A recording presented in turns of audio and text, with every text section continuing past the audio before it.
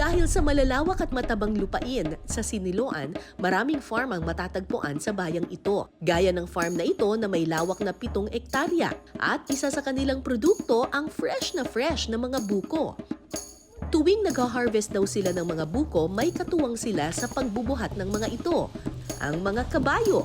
Ito rin daw ang sinasakyan nila papunta sa lugar. Naku, mukhang challenge agad ang pagsakay sa kabayo. Ayaw ko na sumakay, pag baka po dyan. Hindi achieve ang pagsakay sa kabayo pero no problem, walking is life. Mamumuha kami ngayon ng buko, pero nandun pa sa medyo malayong lugar at mahirap yung buhatin. Kaya meron akong katulong dito, si Barbara. Hello, Barbara. Lahat ng nakikita mo, Barbara, ay pag-aari natin. Halika na! Sa ating hacienda. Charot! Ay, dito daw. Dito tayo. Para may galit ka sa akin. Oy, teka, wait lang. Huwag dyan. Dito tayo. Huwag tayo sa putikan. Ganito pala ang pakiramdam ng haciendera. Oh my gosh. Putikan na dites. Eto na. Ano ang apelido mo, Barbara? Forteza? Charot. Wait lang! Umulan!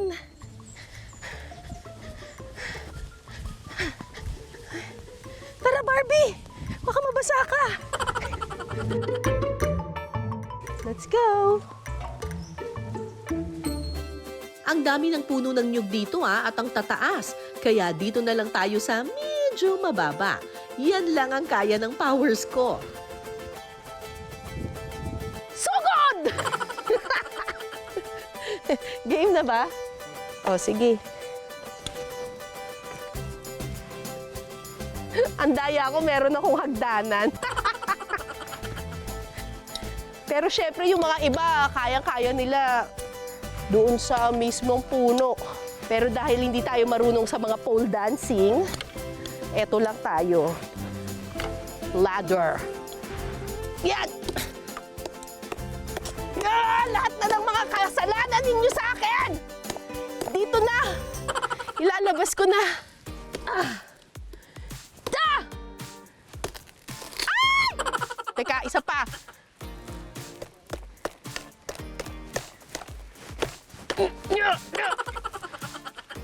Nahulog na! Teka, parang pakipot pa ata ang mga ito Ayaw ma-fall ng mga buko. No choice, call a friend na tayo. Ayan na! O, ayan na. Yun! Ang galing, naka-harness pati yung buko. O, bababa na? Wala na ba dito makukuha? Yung kanina, hinarness natin kasi delikado, baka mabasag. Pero ito, matanda na raw to. Matigas na yung ulo nito kahit na mahulog siya. Wala na mangyayari sa kanya. Ito na, kuha na. Pak! Basag! Tigas ng ulo talaga. Okay na. Baba na tayo. Okay, ihulog ko to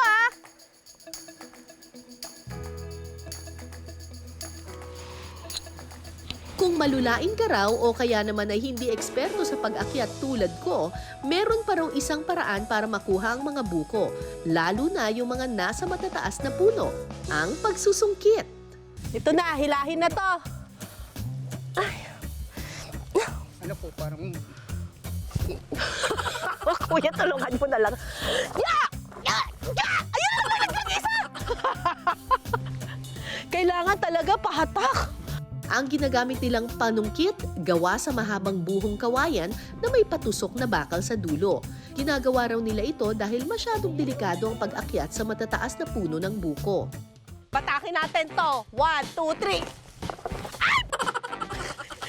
Mali yun ako! Dito na. Ay, doon! Ayos po yan.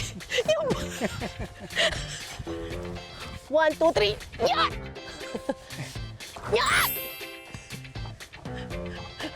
Okay na. Makukuha pa ba to?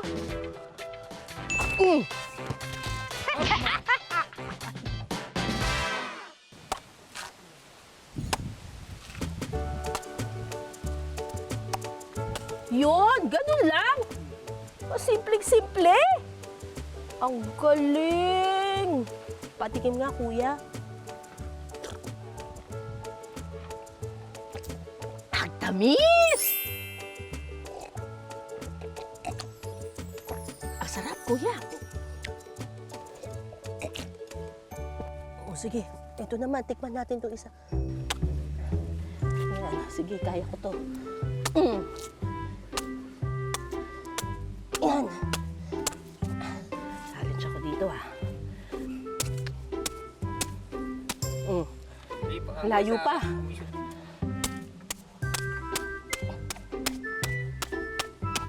Kakunti na po. Konti na lang.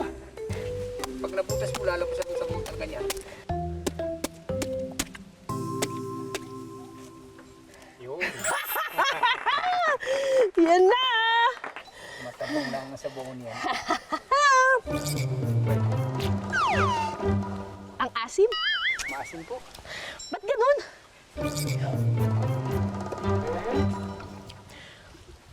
Ba't parang, ano na, tuba ata to eh. Tigman mo, kuya. Doon na rin po lasa pagkabuko pa. Yung hindi pa po masyadong magulang. Maasim ng konti, no? Oo. Ah, hindi masarap. Itong masarap pong mamisa. Yung inyo masarap. Yung akin hindi. Hindi lang daw refreshing na inumin ang sabaw ng buko, pwede rin itong pampasarap sa mga lutuin.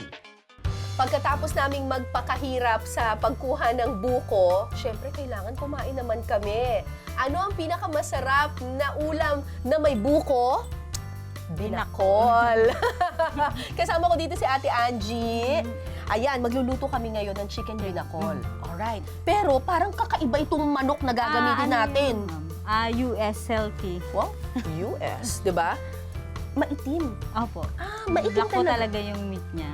Ito yung tinatawag nilang silky chicken. Opo.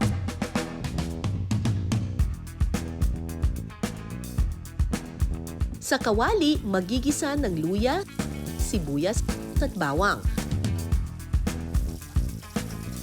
Sunod na ihahalo ang manok at palalambutin ito sa loob ng 15 minuto. Yung chicken binakol, para lang naman siyang chicken tinola rin. Pero ang pagkakaiba, medyo may manamis-namis siyang flavor kasi imbis na tubig, ang ginagamit dito ay sabaw ng buko.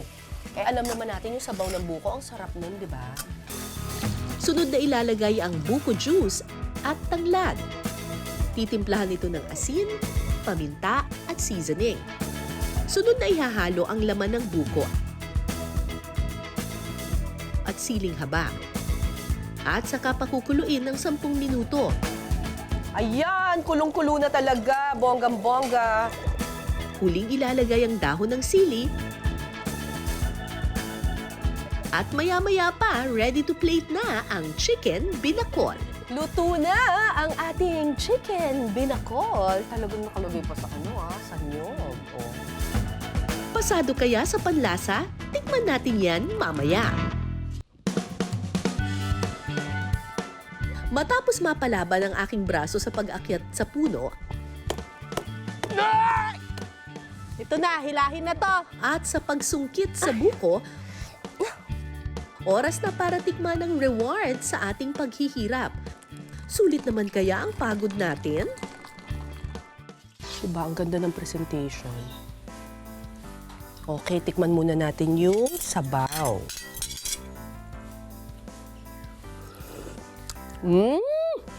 Ang sarap ng sabaw! Lasang-lasa mo yung tanglad. Tapos medyo manamis-namis siya. Gawa ng ng buko nga. Eto eh. Ito ang pinaka-paborito ko yung atay. Tapos ito nga yung silky na manok. Panalo! Panalo! Balon-balunan. Sarap! May pa. May pa sabaw. Champion.